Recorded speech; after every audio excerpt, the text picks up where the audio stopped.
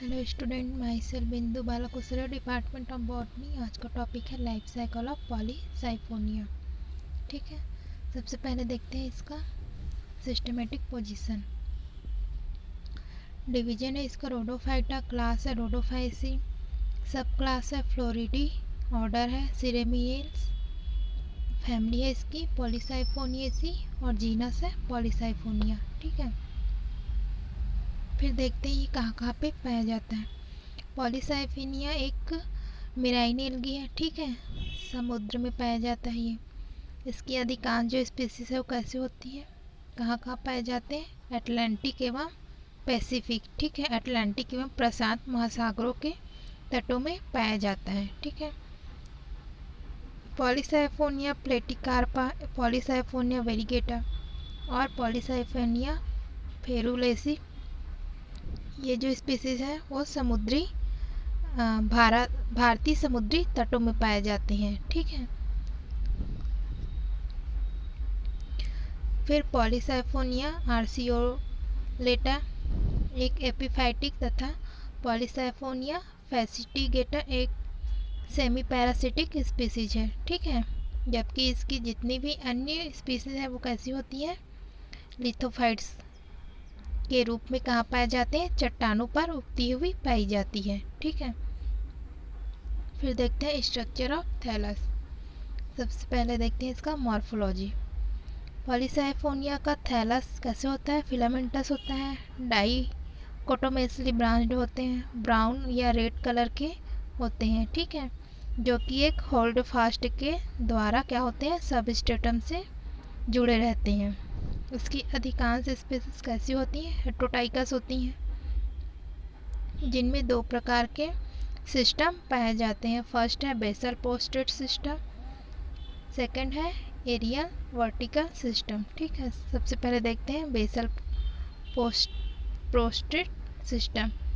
यह सबस्ट्रेटम पर रेंगने वाला क्रीपिंग फिलामेंटस पार्ट होता है। ठीक है, जो कि कहाँ होता है, सबस्ट्रेटम से थिक वॉल्ड वाले यूनिसेल्युलर राइजोट्स की सहायता से क्या होता है, चिपका हुआ रहता है। ठीक है, इस भाग में ट्राइकोब्लास्ट जो है वो एब्सेंट होते हैं तथा पेरिनेशन में क्या होते हैं, ये सहायक होते हैं। ठीक है, फिर नेक्स्ट देखते हैं एरियल वर्टिकल सिस्टम। यह सिस्टम जो है वो प्रोस्टेट सिस्टम से क्या होते हैं, उत्पन्न होते हैं। ठीक है, और डिवाइड होकर नए ब्रांच को जन्म देते हैं, जिस पर ट्राइकोब्लास्ट क्या होते हैं, पाए जाते हैं। ठीक है, पॉलीसाइफोनिया इलांगेटा एवं पॉलीसाइफोनिया वायोलेसिया में क्रीपिंग सिस्टम क्या होते हैं, एब्सेंट होते हैं। ठीक है, ये हमारा क्या है, मेन एक्सिस है, उसमें से ब्रांचेस निकल रहे हैं। ठीक है, ये हमारा क्या है, ये वाला पार्ट हमारा क्या है, ट्राइकोब्लास्ट है। ठीक है, फिर देखते हैं इसका एनाटॉमिकल स्ट्रक्चर। पॉलीसाइफोनिया के थैलस का एरियल पोर्शन क्या होते हैं, बहुत ज़्यादा ब्रांच्ड होते हैं। ठीक है, यह भाग समानांतर रूप से क्या होते हैं, विन्यस्त होते हैं। बहुत से फिलामेंटस के क्या होते हैं, बने होते हैं। ठीक है, जिसे क्या कहते हैं हम लोग, साइफोन कहते हैं। इसी कारण इसे क्या कहा जाता है, पॉलीसाइफोनिया नाम दिया गया है। इसके प्रत्येक साइफोन में एक एक्साइल फिलामेंट होता है, जो एक्साइल या सेंट्रल साइफोन कहलाता है। ठीक है, सेंट्रल साइफोन 4 से 24 पेरीसेंट्रल साइफोन से क्या होता है, घिरा रहता है। सेंट्रल साइफोन की सेल्स पेरीसेंट्रल साइफोन की सेल्स से क्या होती है, लार्ज होती है। प्रत्येक स्पीसीज में पेरीसेंट्रल साइकल्स की संख्या क्या होती है, स्थिर होती है। ठीक है, थैलस की सभी सेल्स आपस में प्रोटोप्लाज्मिक कनेक्शन के द्वारा क्या होती है, आपस में जुड़ी रहती है, जिसे हम क्या कहते हैं, पीट कनेक्शन भी कहते हैं। ठीक है, पॉलीसाइफोनिया की कुछ स्पीसीज में जो ओल्ड ब्रांचेस होती हैं, पेरीसेंट्रल सेल्स क्या होती हैं, डिवाइड होकर बाहर की ओर छोटी छोटी सेल्स बनाती है, जो कि कॉर्टेक्स का फॉर्मेशन करती है। ठीक है, थैलस का अग्रभाग केवल सेंट्रल साइफोन का ही बना होता है। ठीक है, थैलस पर उपस्थित लिमिटिंग ग्रोथ वाली ब्रांचेस को हम क्या कहते हैं? ट्राइकोब्लास्ट कहते हैं। ठीक है, ये हमारा क्या है? ट्राइकोब्लास्ट है, जो कैसी होती है? निश्चित वृद्धि वाली शाखा होती है। ठीक है, ये जो ब्रांचेस होती हैं वो हेयर लाइक होती है। ठीक है, और साधारण या डाइकोटोमली क्या करते हैं? डिवीज़न करते हैं। या तो ये साधारण सिंपल डिवीज़न करेगा, ठीक है, या द्विभाजित शाखाओं वाली होती है, या तो सिंगल होगा या डबल ब्रांच। ठीक है, ये सेल्स की एक पंक्ति की बनी होती है। ठीक है, थैलस के एपिकल सेल्स, कौन सा वाला? ये वाला एपिकल सेल्स। ठीक है, एवं ट्राइकोब्लास्ट की सभी सेल्स कैसे होती हैं? यूनी न्यूक्लिएट होती हैं और कैसी होती हैं? रंगहीन होती हैं। ठीक है, या अल्प मात्रा में क्रोमेटोफोर्स पाए जाते हैं इसमें। ठीक है, या ये बोल सकते हैं ये क्या है?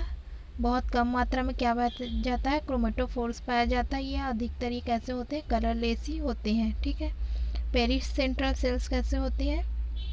यूनिन्यूक्लिएट होती है। ठीक है, इसमें जो पेरिसेंट्रल सेल्स पाए जाते हैं वो कैसे होती है?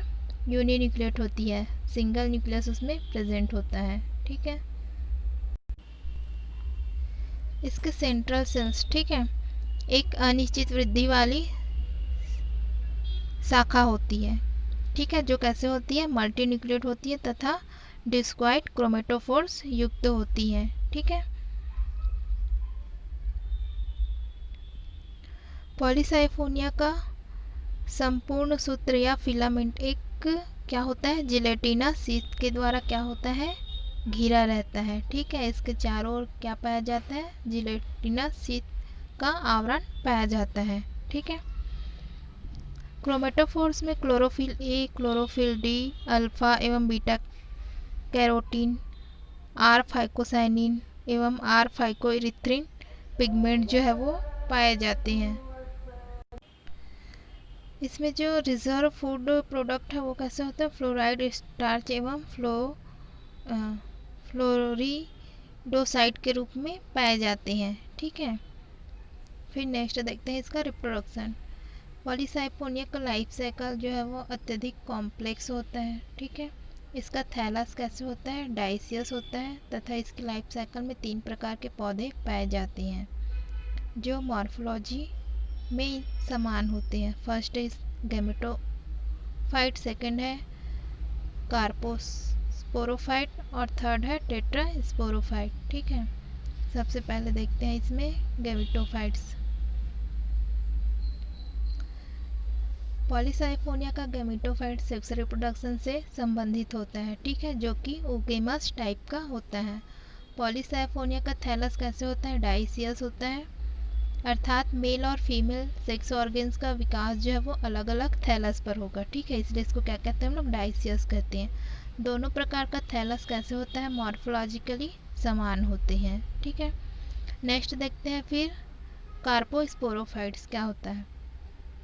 इसका फॉर्मेशन डिप्लॉइड जायगोट से होता है। ठीक है, यह फीमेल प्लांट से क्या होते हैं? संलग्न रहते हैं और पोषण हेतु उन पर ही क्या होते हैं? ये आश्रित होते हैं। जिस प्लांट पे ये पाए जाते हैं उसी पर क्या होता है? न्यूट्रिशन के लिए डिपेंड होता है। ठीक है, इस स्टेज को हम क्या कहते हैं? कार्पोस्पोरोफाइट या सीटोकार्पिल प्लांट्स कहते हैं।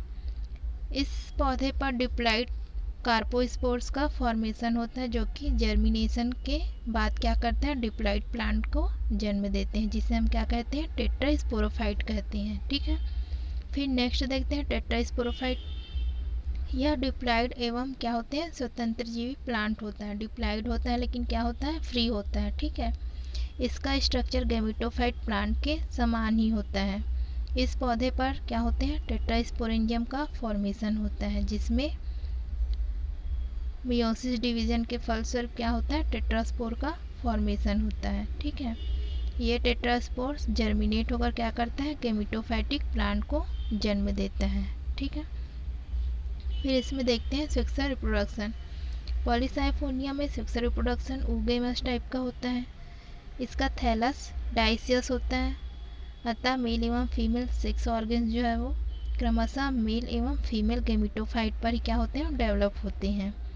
इसके मेल सेक्स ऑर्गन्स को स्पर्मेटेंजिया तथा फीमेल सेक्स ऑर्गन्स को क्या कहते हैं, कार्पोगोनिया कहते हैं। ठीक है, सबसे पहले देखते हैं male sex organ spermatangia. Male sex organ spermatangia का फॉर्मेशन मेल ट्राइकोब्लास्ट पर क्लस्टर्स के रूप में होता है। ठीक है, गुच्छों के रूप में क्या होते हैं, ये पाए जाते हैं। ये प्रत्येक मेल ट्राइकोब्लास्ट की सेंट्रल सेल्स क्या होती हैं, डिवाइड होकर अपने चारों ओर बहुत सी पेरीसेंट्रल सेल्स का फॉर्मेशन करती है। ठीक है,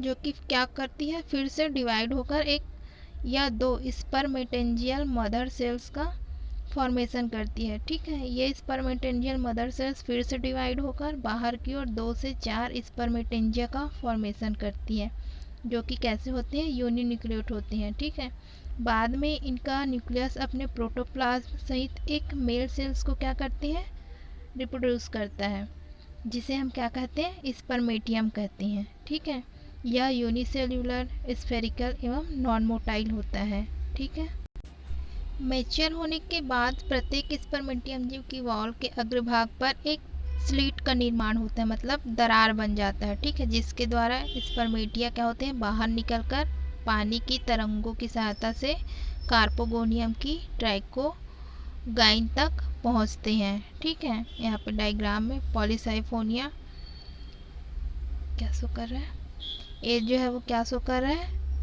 मेल ब्रांच स्पर्मेंडिया युक्त। ठीक है, मेल ब्रांच है जिसमें क्या प्रेजेंट है, स्पर्मेटेंजियम जो है वो प्रेजेंट है। ठीक है, डायग्राम बी क्या शो कर रहा है, इस पर एक स्पेरेंजियम लेते हैं, उसका हम जब एलिस काटते हैं, ठीक है, लॉन्गिट्यूडल सेक्शन कटिंग करते हैं, तो वो हमको कैसे दिखाई देता है, इस फॉर्म में दिखाई देता है। ठीक है, सी हमारा क्या है, स्पर्मेंडियम की अनुप्रस्थ काट है। ठीक है, ये लॉन्गिट्यूडल सेक्शन कटिंग करेंगे तो ये ऐसे दिखाई देता है, और जब इसको ट्रांसवर्स सेक्शन करते हैं तो ये कैसे दिखाई देता है, हमको इस फॉर्म में दिखाई देता है। ठीक है, उसके बाद डी हमारा क्या शो कर रहा है, ये वाला डायग्राम, विमुक्त स्पर्मेशियम, जब ये स्लिट बन जाता है इसमें, तो जो स्पर्मेशिया होती है वो क्या हो जाती है, बाहर निकल जाती है। ठीक है, फिर नेक्स्ट देखते हैं फीमेल सेक्स ऑर्गन्स या कार्पोगोनियम। पॉलीसाइफोनिया के फीमेल सेक्स ऑर्गन्स को हम क्या कहते हैं, कार्पोगोनियम कहते हैं, जो कि एक फ्लास्क शेप्ड स्ट्रक्चर के रूप में होता है। ठीक है, प्रत्येक इस कार्पोगोनियम का विकास क्या होता है, फीमेल प्लांट के ट्राइकोब्लास्ट की पेरिफेरल सेल से होता है। ठीक है, फिर देखते हैं स्ट्रक्चर ऑफ कार्पोगोनियम। पॉलीसाइफोनिया के फीमेल सेक्स ऑर्गन्स को हम क्या कहते हैं, कार्पोगोनियम कहते हैं, जो कि स्ट्रक्चर में कैसे दिखाई देता है हमको, फ्लास्क शेप्ड, जिसका आधारी भाग कैसे होता है, फूला हुआ होता है, जबकि ऊपर का भाग कैसे होता है, ट्यूब्यूलर होता है। ठीक है, जिसे हम क्या कहते हैं, ट्राइकोगाइन कहते हैं। इसके आधारी फूले हुआ भाग एक यूनिन्यूक्लिएट एग का फॉर्मेशन करता है। जो फूला हुआ भाग होता है वो क्या करता है, यूनिन्यूक्लिएट एग का फॉर्मेशन करता है। ट्राइकोगाइन स्पर्मेशिया को ग्रहण करने का क्या करता है, काम करता है। ठीक है, जो ट्राइकोगाइन होता है वो क्या करता है, स्पर्मेशिया को ग्रहण करता है। जितने भी कार्पोगोनियम होते हैं 3 से 4 एक पंक्तिक सेल से बनी हुई शाखा के अग्रभाग पर स्थित होता है। ठीक है, इस शाखा को कार्पोगोनियल ब्रांच कहते हैं। इसका आधारी सेल्स को स्पोर्टिंग सेल्स कहते हैं। इसकी सेल्स के डिवीज़न के फलस्वरूप सर्वप्रथम एक सेल का फॉर्मेशन होता है, जो कि डिवाइड होकर 4 सेल्ड कार्पोगोनियल फिलामेंट या ब्रांच का फॉर्मेशन करता है। ठीक है,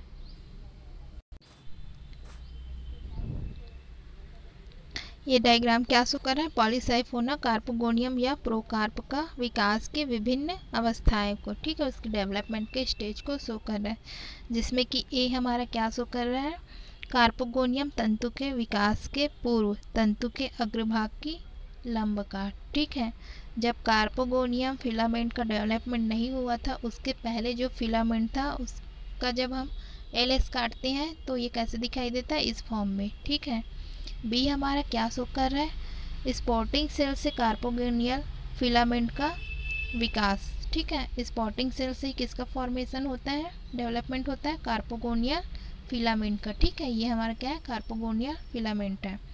सी हमारा क्या शो कर रहा है, मेच्योर कार्पोगोनियल फिलामेंट। यहाँ पर क्या होता है, कार्पोगोनियल फिलामेंट का डेवलपमेंट होता है, वही आगे बढ़कर क्या करता है, एक मेच्योर कार्पोगोनियल फिलामेंट बन जाता है। ठीक है, डी हमारा क्या शो कर रहा है, आधारी बंध सेल्स का फॉर्मेशन, बेसल स्टेराइल सेल्स का फॉर्मेशन। ठीक है, ये जो सेल्स है उसको हम क्या बोल रहे हैं, बेसल स्टेराइल सेल्स बोल रहे हैं। ये हमारा क्या शो कर रहा है, फर्टिलाइजेशन हेतु तैयार कार्पोगोनियल की संरचना। अब क्या हो गया, ये कार्पोगोनियल सेल्स जो है वो पूरी तरह से कंप्लीट हो गया। ठीक है, अब ये किसके लिए तैयार है, फर्टिलाइजेशन की प्रोसेस को कंप्लीट करने के लिए तैयार है। ठीक है, फिर नेक्स्ट देखते हैं फर्टिलाइजेशन। पॉलीसाइफोनिया के नॉन मोटाइल स्पर्मेटिया फ्री होकर या रिलीज होकर कार्पोगोनियम तक जल धाराओं द्वारा, ठीक है, जल की सहायता से वाटर में बह के क्या होता है, ट्राइकोगोन के शीर्ष या पार्श्व में जाके क्या हो जाता है, वो चिपक जाता है। ठीक है, उसके बाद जो कांटेक्ट पॉइंट पर उभयनिष्ठ भित्ति गल जाती है, इसके कांटेक्ट जहाँ पे ये दोनों आपस में चिपकते हैं वहाँ पे का जो कांटेक्ट पॉइंट होता है वो क्या हो जाता है, वहाँ पर का वॉल जो है वो गल जाता है। ठीक है, और मेल नॉन मोटाइल गैमीट क्या होता है, ट्राइकोगाइन की ग्रीवा से होता हुआ एग तक पहुँच जाता है। ठीक है, और उसके साथ फ्यूज्ड होकर जाइगोट बनाता है जो कि कैसा होता है, डिप्लॉइड होता है। ठीक है, फिर देखते हैं पोस्ट फर्टिलाइजेशन चेंजेस। फर्टिलाइजेशन के उपरांत फीमेल सेक्स ऑर्गन्स में बहुत सारे चेंजेस होते हैं जिसके बाद कार्पोस्पोरोफाइट का फॉर्मेशन होता है।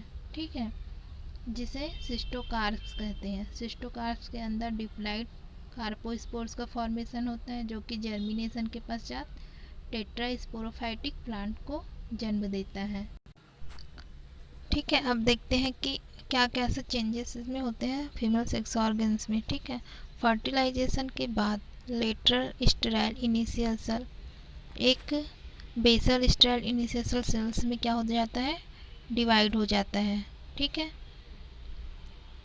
तथा 2 से 3 या 4 कभी कभी अधिक कोशिकीय तंतु बनाते हैं। लेटरल स्टेराइल इनिशियल में अपेक्षाकृत क्या होता है, अधिक वृद्धि होती है। ठीक है, ये हमारा नीचे वाला पोर्शन क्या है, ये लेटरल